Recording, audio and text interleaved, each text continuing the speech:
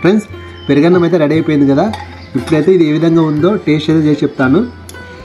Wow, super smell అయితే వస్తుంది, ఎందుకంటే మనం ఇంట్లో యూజ్ చేసాం కాబట్టి. ఫ్రెండ్స్ మీ అందరు కూడా ఇది. Hi friends, welcome back to our channel. Friends అందరు ఎలా ఉన్నారు? నేనైతే చాలా హ్యాపీగా ఉన్నాను. మీరందరూ కూడా చాలా హ్యాపీగా ఉండాలి మనస్ఫూర్తిగా కోరుకుంటున్నాను. ఫ్రెండ్స్ ఈరోజు మీకైతే చాలా టేస్ట్గా ఉండే పెరుగన్నాన్ని ఏ విధంగా తయారు చేసుకోవాలో ఈ వీడియోలో అయితే మీకు చూపించబోతున్నాను. చాలా సింపుల్గా ఉంటుంది వీడియో, చాలా సింపుల్గా చేసుకోవచ్చు ఈ రెసిపీని. నాకైతే చాలా ఇష్టము. నేను ప్రతి మంత్ ఏకాదశి ఉన్నప్పుడు ఖచ్చితంగా ఉపవాసం ఉంటాను. ఆ ఉపవాసం తర్వాత ఖచ్చితంగా ఈ పెరుగన్నాన్ని ఫస్ట్ తింటాను నేను. చాలా టేస్ట్గా ఉంటుంది. ఫ్రెండ్స్ ఎంతో టేస్టీగా ఉన్న ఈ పెరుగన్నాన్ని ఏ విధంగా తయారు చేసుకోవాలో ఇప్పుడు అయితే చూద్దాం. ఈ పెరుగన్నంలోకి మనకు ఏ వస్తువులు కావాలో ఒకసారి అయితే తెలుసుకుందాం. తెలుసుకో ముందుగా అయితే మనము అన్నాన్ని అయితే ఈ విధంగా మెత్తగా అయితే చేసుకొని పెట్టుకోవాలి.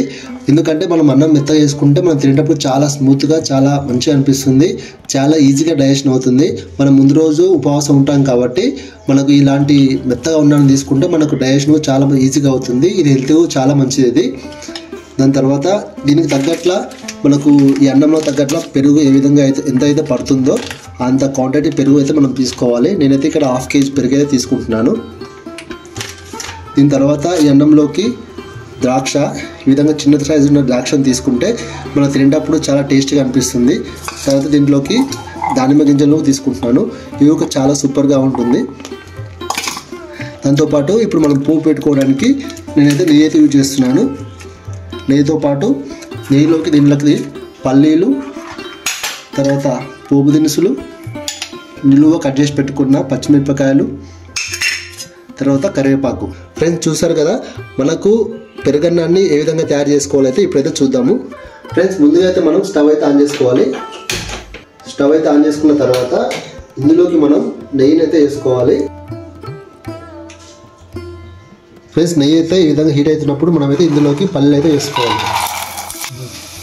ఫ్రెండ్స్ ఈ విధంగా పల్లీలు అయితే వేగిన తర్వాత ఇందులో మనము పోపు దినుసులు అయితే వేసుకోవాలి. దాంతోపాటు పచ్చిమిరపకాయలు కూడా వేసుకోవాలి.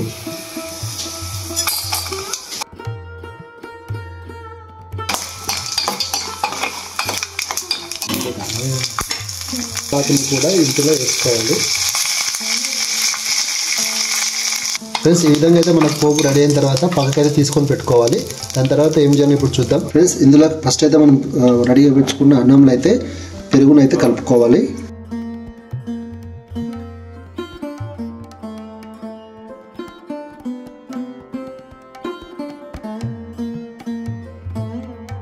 ఫ్రెండ్స్ ఇందులో అయితే చిటికెడు ఉప్పు అయితే వేసుకోవాలి మనం, ఎందుకంటే టేస్ట్ కోసం. ఇది అన్నాన్ని పెరుగును ఈ విధంగా కంప్లీట్గా మిక్స్ చేసుకుంటే ఈ విధంగా అవుతుంది, మనకు ఇంతగా జారుగా అవుతుంది. మనం ముందుగా రెడీ చేసుకొని పెట్టుకున్న ద్రాక్ష పళ్ళను అయితే ఇందులో కలుపుకోవాలి.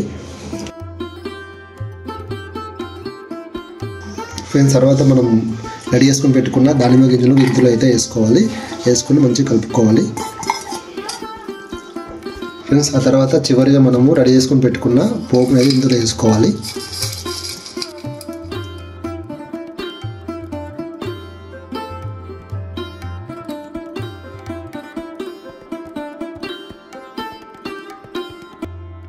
ఫ్రెండ్స్ పెరుగన్నం అయితే రెడీ అయిపోయింది కదా.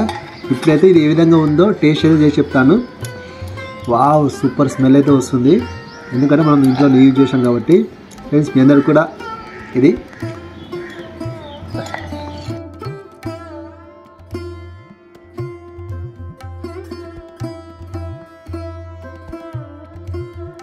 చాలా సూపర్గా ఉంది ఫ్రెండ్స్, చాలా టేస్ట్గా ఉంది. నాకైతే చాలా బాగా నచ్చింది. ఫ్రెండ్స్ ఈ రెసిపీని అయితే మీ ఇంట్లో ఖచ్చితంగా మీరు ట్రై చేసి మీకు ఏ విధంగా వచ్చిందో ఖచ్చితంగా కామెంట్ చేయండి, రిప్లై ఇస్తాను. ఫ్రెండ్స్ అలాగే ఈ వీడియోని లైక్ చేసి మీ ఫ్రెండ్స్ అండ్ ఫ్యామిలీకి షేర్ చేయండి. అలాగే మన ఛానల్ని ఎవరైనా ఫస్ట్ టైం చూసినట్లయితే ఛానల్ని సబ్స్క్రైబ్ చేసుకొని పక్కనే ఉన్న బెల్ ఐకాన్ని ప్రెస్ చేయండి. Thanks for the watching. జై హింద్.